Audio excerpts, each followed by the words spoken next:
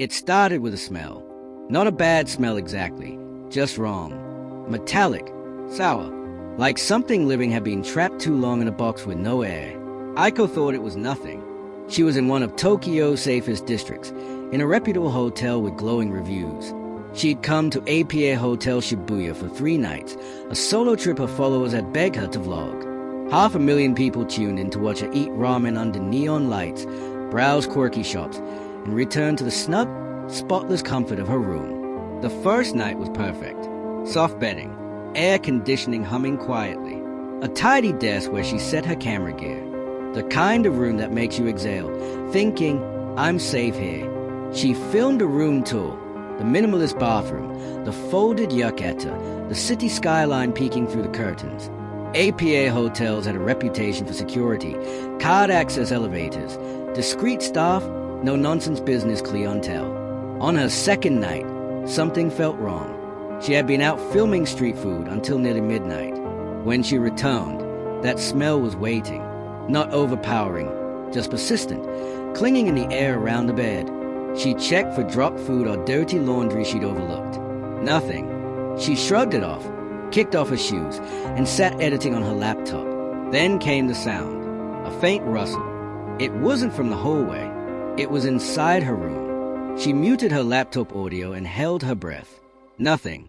Then, just when she was about to shake it off, it came again. A soft drag, like fabric on wood. Her skin prickled. Curiosity won over fear.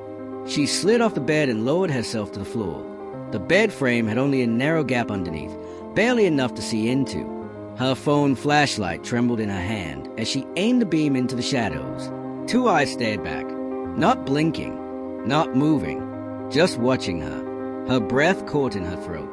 For a second, she couldn't move. Then instinct roared through her. She scrambled backward, knocking her hip into the nightstand, bolted for the door, and yanked it open so hard it slammed against the wall. The hallway was cold, the light too bright.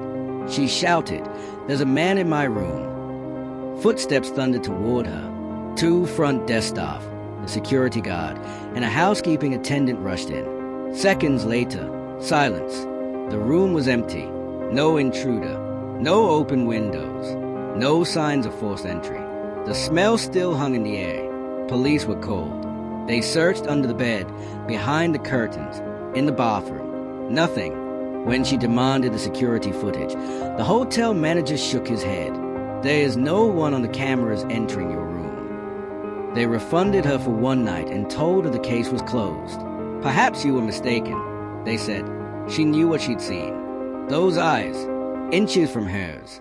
In another hotel room that night, she began searching online. She found posts from other travelers describing odd smells, faint noises, glimpses of movement in supposedly empty rooms. Some hinted at intruders accessing rooms through service crawl spaces, moving between walls or floorboards where no cameras could see. A security consultant confirmed it was possible.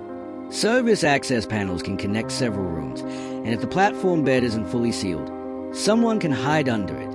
Slip in, slip out. You'd never know unless you looked. Aiko's trip ended early. She returned home, but sleep never came easily again. Every new hotel room, she checked under the bed, behind furniture, inside closets before unpacking. And that smell could still pull her back to that moment.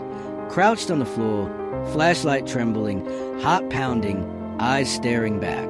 The man was never found. No name, no explanation. The hotel never admitted fault. Somewhere in Tokyo, someone knows what happened that night. And maybe, even now, he's hiding under another bed, waiting for someone else to kneel down and look. If this story made your skin crawl, imagine what else is lurking in the shadows of places you think are safe. Like this video if you check your hotel room from now on. Subscribe so you never miss the stories they don't want told. And remember, next time you travel, look under the bed.